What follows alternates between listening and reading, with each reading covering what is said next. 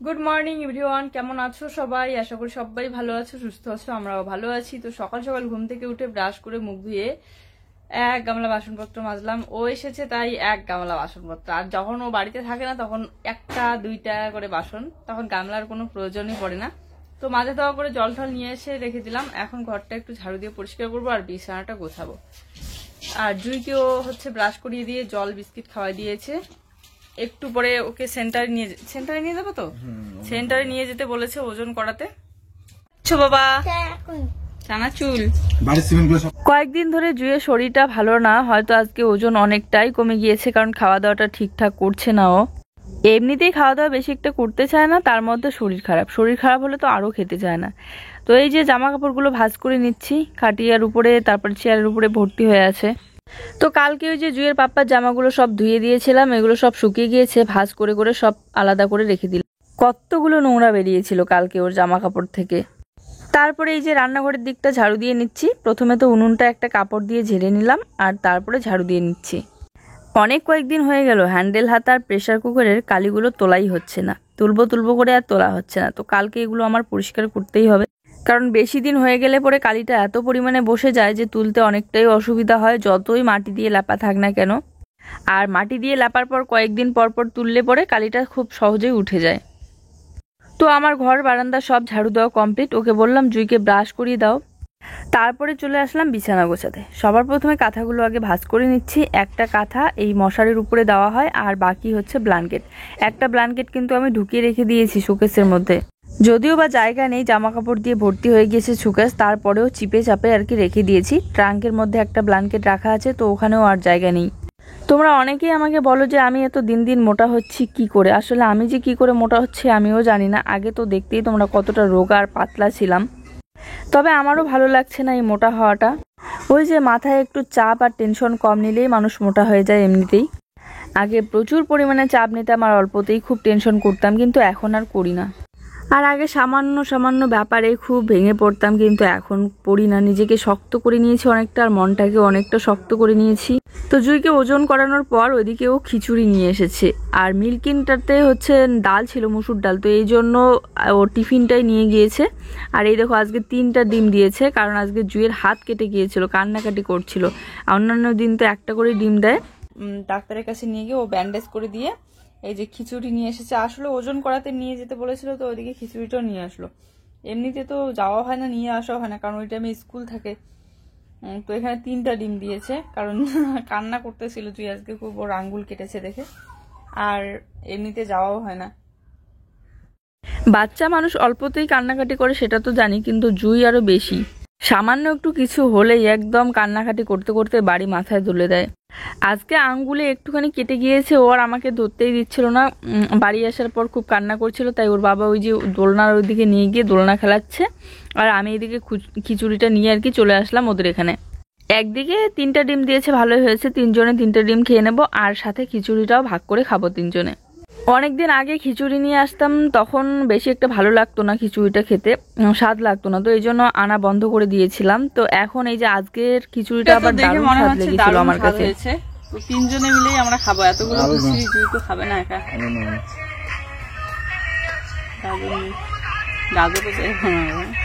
গাজর খাওয়া ভালো।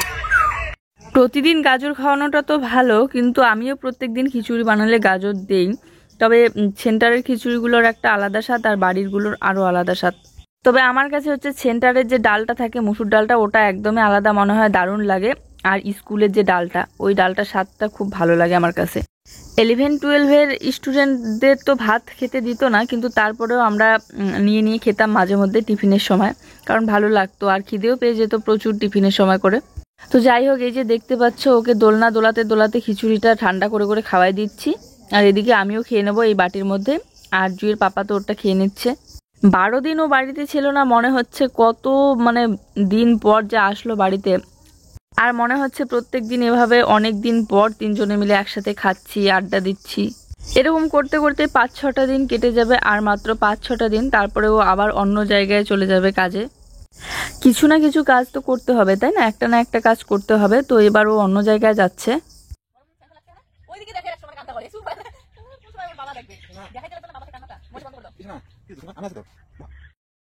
আজকে জুই দোলনা ছেড়ে একদমই উঠতেছিল না, আর যেহেতু কান্না করতেছিল, ওর শরীর এমনিতেই ভালো না, তো আমিও এখানটায় বসেই আছি, কারণ ওকে একা রেখে বাড়িতে যাওয়া তো অসম্ভব ব্যাপার। এদিকে প্রচুর পরিমাণে কুকুর যাওয়া আসা করে, তার মধ্যে ভুট্টা ক্ষেত দেখতে।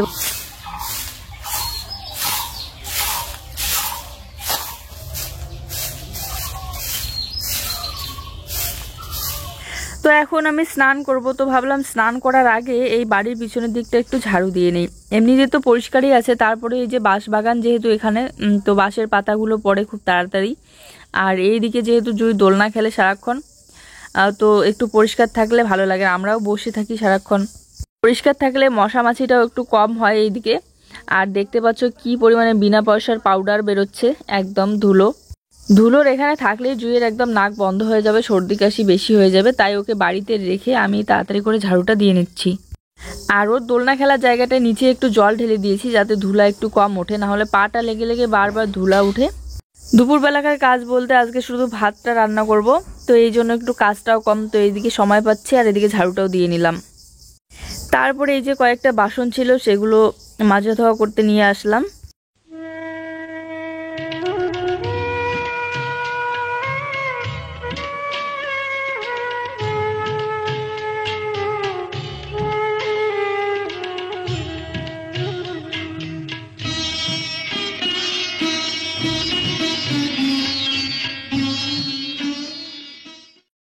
তো এই তো সব কাজকর্ম সেরে ওদিকে স্নান করে চলে আসলাম, এখন রান্নাটা বসাবো।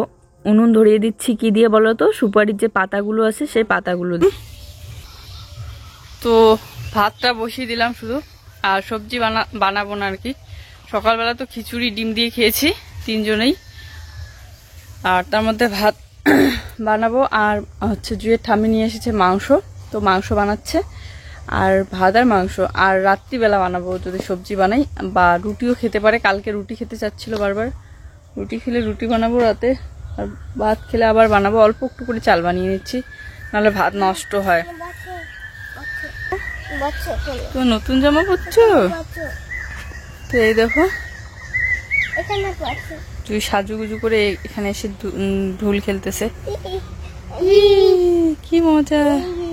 তো এই যে জুইকে ডাকতেছি ভাত রেডি করে, ওর জন্য ঝাল ছাড়া তোলা হয়েছে, কিন্তু এই যে শুনতেইছে না, খাওয়ার কথা একদমই শুনতে চায় না। এখন শরীর একটু অসুস্থ থাকলে না খাওয়ার কথাই শুনতে চায় না। এটা হচ্ছে জুইয়ের মাংস, আর এখানে সয়াবিনের ঝোল আছে আর ভাত। জুই আসো, ভাত ঠান্ডা হচ্ছে। ওই জায়গাটা কোনো সাদা হয়েছে, আপনি হয় না এগুলা এগুলা আপনি হয়, ছিটে ছিটে পড়ে পড়ে হয়, কাদা ছিটে পড়ে, সিমেন্টের ছিটে পড়ে। আগে যে বারান্দাটা ভাঙলো না মাঝখানে, বৃষ্টির ছিটে পড়ছে। তো এই দেখো বন্ধুরা, এই যে মাংস, এটা আমাদের জন্য, আর এটা হচ্ছে জুইয়ের জন্য। তো এখন জুইকে খাওয়াই দিব, আর তারপরে আমরা দুজনে বসবো খেতে। মাংসটা দেখো কালারটা কত সুন্দর আসছে, এটা হচ্ছে ব্রয়লারের মাংস। তো চলো এখন খাওয়া দাওয়া করি। Good evening. এই যে ও নিয়ে এসেছে চপ, তোমার জল তোমার বোতলে আছে না? এই যে শোনা, তোমার বোতলটা কি করলা? টিউশন থেকে যে নিয়ে গেলা বোতলটা, এই যে এইখানে রেখে আসছো নাকি? আজ এটা দাও তো, এইখানে জল। আস্তে করে খুলবে, আঙ্গুল কাটা গেছে না। কালকে কি বলো তো, কালকে কি? কালকে অষ্টমী স্নান। অষ্টমী স্নান, অনেকে শর্টকাটে বলে স্নানের মেলা। হ্যাঁ, স্নানের মেলা। তুমি তো প্রতিবার যাও স্নান করতে, সকালবেলা উঠে, ভোরবেলা উঠে। যাবো না।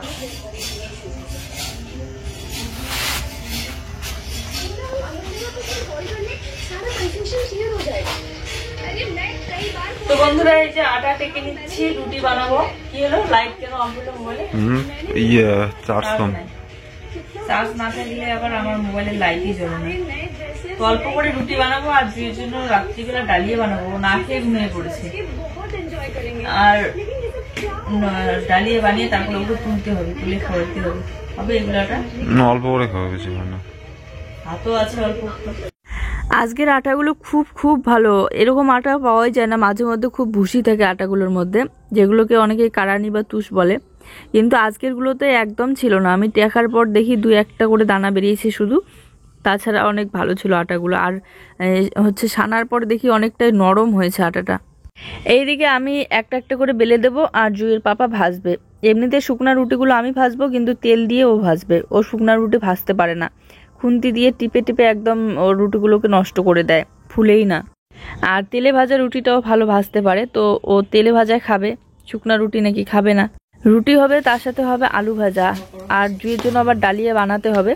তো এইদিকে তাওয়া গরম হয়ে এসেছে, চলো এক এক করে রুটিগুলো ভেজে নেই দুজনে মিলে। বললাম না আজকের আটাগুলো খুবই ভালো ছিল, আর রুটিগুলো এত পরিমাণে পাতলা আর নরম হচ্ছিল, দারুণ। লাইটটা বাইরে লাগালে হচ্ছে, বাইরে সেট করলে পরে অনেকটাই আলো হতো, সুন্দর দেখা যেত, কিন্তু এইটুকু সময়ের জন্য আর বাইরে বের করব না, কারণ রাত্রিবেলা আবার না হলে ওই ঘরের ভিতরে ঢুকিয়ে রাখতে হয়। যখনও বাড়িতে ছিল না প্রত্যেকদিন ভাত বানাতাম আর ভাবতাম ও বাড়িতে থাকলে রুটির জন্য বাহানা করে যে রুটি খাবে, আর একা একা শুধু আমার জন্য তো বানাতেই ইচ্ছে করে না, তাই বানাতামও না। আজকে অনেকদিন পর এভাবে একসাথে দুজনে বসে আর কি রুটি ভাজছি, কেউ বেলছি, বানাচ্ছি আর কি। ও রুটি খেতে খুব পছন্দ করে। তো যে যেখান থেকে আমাদের ভিডিওটা দেখছো, যদি ভিডিও ভালো লাগে তাহলে অবশ্যই একটা লাইক, কমেন্ট আর শেয়ার করে দিও। আর যারা যারা আমাদের চ্যানেলে নতুন, প্লিজ চ্যানেলটিকে সাবস্ক্রাইব করে দিও। আর সবাই ভালো থেকো, সুস্থ থেকো, সবার জন্য রইলো অনেক অনেক ভালোবাসা। দেখো আমার রুটিগুলো কিন্তু খুব সুন্দর গোল গোল হচ্ছে আর অনেক পাতলা হচ্ছে। এই দেখো, বললাম না খুন্তি দিয়ে চিপে ধরে থাকে, মানে একবার উল্টিয়ে দিচ্ছে আবার চিপতেছে, আবার উল্টিয়ে দিচ্ছে, কতবার যে উল্টাচ্ছে রুটিটা। এত ঘন ঘন উল্টালে ভাজা হবে কি করে, আলু ভাজার মতো করে ভাজতেছে। এদিকে আমার পছন্দের সিরিয়ালগুলো সব শেষ হয়ে যাচ্ছে, বসে বসে দেখতে পাচ্ছি না, তাই শান্তি লাগছিল না। চলো আজকের ভিডিওটা এই পর্যন্তই। সবাই ভালো থেকো, সুস্থ থেকো, দেখা হচ্ছে নতুন একটি সুন্দর ভিডিওর সাথে। সবার জন্য রইল অনেক অনেক ভালোবাসা।